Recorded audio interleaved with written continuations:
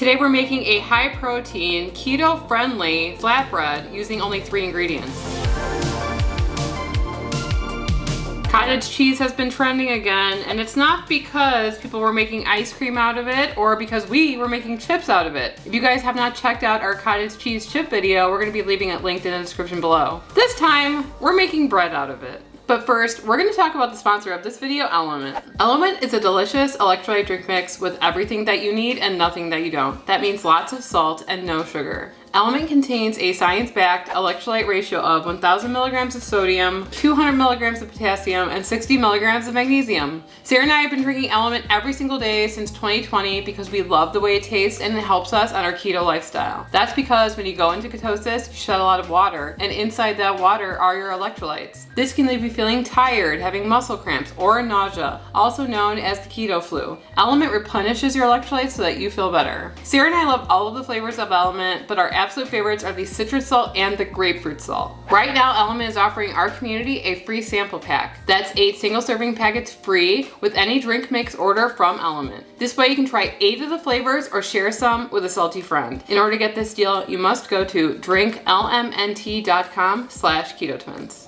A lot of people have been trying this on the internet as of late, but we came across one by Shred Happens. He is a very popular keto-friendly influencer who has his own company called Kaizen. Check it out. We love his products. So he used eggs, cottage cheese, and cilantro and like garlic in his iteration of this recipe. We don't have cilantro, so we are using an Italian herb seasoning. We're gonna count this as 1 ingredient because 3 ingredients, that's clickable. 12 ingredients is not. See, it's got black pepper, rosemary, chili pepper, garlic, onion, sea salt until you can't, so. We don't pick it, the algorithm, we follow it. So we're gonna be going with 8 ounces of cottage cheese, 2 eggs, and Italian herb seasoning, of which we're almost done. You're gonna preheat your oven to 350 degrees. You're gonna line a baking sheet with parchment paper, and then you're gonna start blending your ingredients together. The eggs in this recipe are necessary because they give it substance. They hold the whole, they bind it. They make it flexible. They make it doable. So eggs are necessary.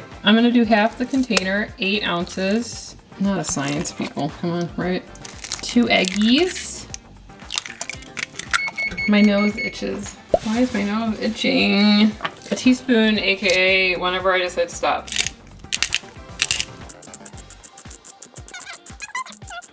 About 5 more minutes. You should be there. Salt? I mean, it has a little salt. No, I wouldn't put salt. I don't care what you say. I don't care. I mean, some people say cottage cheese is salty, so. I've heard a trick to get your parchment paper to stay is to spray the vessel or whatever, the pan. So I'll do that. This way? This way? Yeah. Oh, there you go. That's lovely. Maybe we should do it the other way. The parchment paper the other way. Sarah has a good idea for once in 39 years. It was my idea to start this I know. channel. I was Okay. My idea to start this channel. Say I had a good idea. Say it so everybody can hear that. It was Sarah's idea to start this YouTube channel. Thank Honestly, you. I didn't want to be on camera. So Okay. Well. there, yeah. Okay, my hands are just My circling. hands are not dirty. Hold the camera. Okay, well, she's like She-Hulk. Shut up. I feel like this is way bigger than the pan he used, so in goes The rest of it. the rest of it. We're gonna add 2 more eggs in here to kind of balance it. So we're just doubling the recipe, pretty Right. much. So that it will fit this giant pan. Pour it all in, I guess, right? I don't know. This is a big thing. I mean, maybe it's better because you can make like multiple, this. 40 minutes at 350 is what he said. This is the biggest sandwich ever. We didn't think this through, so. Okay. All right. All right, so we will be back to check on it in 35 minutes. Ooh. That is cool. I think I'm gonna put this on a baking rack because we do want this to cool down completely before we start assembling our sandwich, of which we have not talked nothing about. We will later. We will in a second after this cools. Kind of looks like bread. Pizza bread. Pizza bread. All right. Okay, I am going to cut the biggest sandwich bread known to man. Gonna do. Wow, this is the biggest sandwich I've ever seen. Yeah, maybe like that. Okay. Well, this makes 4 then. I mean, this is too big. Fine. This makes 4. 4 breads. I love pesto and I love mayo. So guess what? It's a pesto mayo. Tablespoon of mayo. I mean, do you want to put it on both, like all over it since it's mayo? You want to? Okay, sure. This is gonna be mine then. All right, maybe a tablespoon of pesto. Beep. Pesto has a lot of flavor to it. On top of that, we're gonna just go a little Havarti. Oh, I should probably take the paper off. That's yours. You want the paper, be my guest. A couple pieces of chicken. Chicken breast? You can always use turkey. Whatever your heart desires.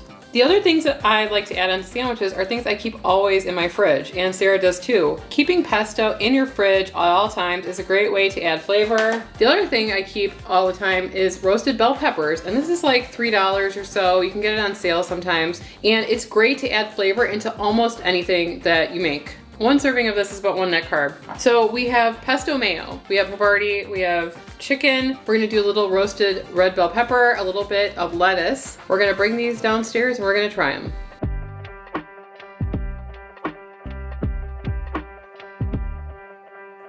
I'm cold. If you want Sarah to turn on the heat, comment below. It's very, very thin. That's good, right? Yeah. This seems to be holding up well. Yours seems to have a little stress fracture here at the bottom. Yeah, that's true. Alrighty, let's mainly focus on the texture of the bread.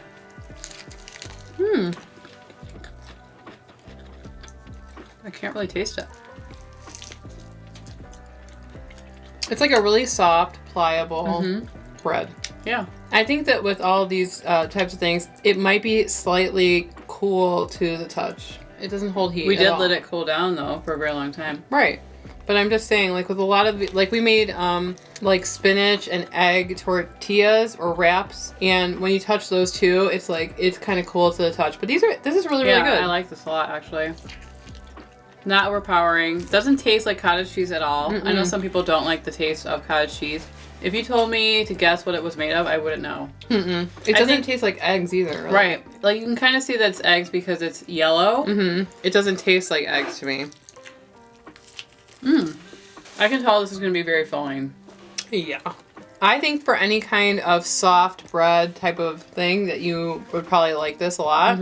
I know that people are gonna be like, can I use it for pizza? I mean, I guess, but it is soft. It's really soft. So unless you like soft pizza. But yeah, I think this is neutral. You could do this for breakfast, lunch, or dinner. This would be a cool breakfast sandwich too. Bacon, sausage, eggs. Half of this would be a good sandwich. To who? I mean, to me, I feel like I'm gonna be full after this. There are some carbs in this wrap, right? So if you wanted it to be more closer to lower carbs, you could just pile the inner toppings, like the chicken or the cheese. It's so versatile, you can just name 1,000 things.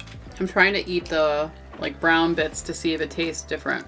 Because we cooked it for about 40 minutes. It could probably have gone longer. That browning is flavor. Isn't there some sort of chemical reaction? What's it called? When things brown. People know what I'm talking about. Comment below. There's some sort of reaction that makes it caramelized and flavorful. Or maybe I'm making that up. But this is yummy. But yeah, I'm glad we tried this. I know that my husband's gonna eat the rest of this. I'm constantly amazed at the versatility of cottage cheese. People are coming up with some really cool things. And we love trying them here on our channel. If you guys see any other cottage cheese recipes that you want us to try, leave a comment below. We would love to hear it. And if you guys want to see some other cottage cheese videos, we've done a lot of them. You can click on one of the videos on the screen and we'll see you over there. Anyway, I'm Emily. And I'm Sarah. And we are the Keto Twins signing out.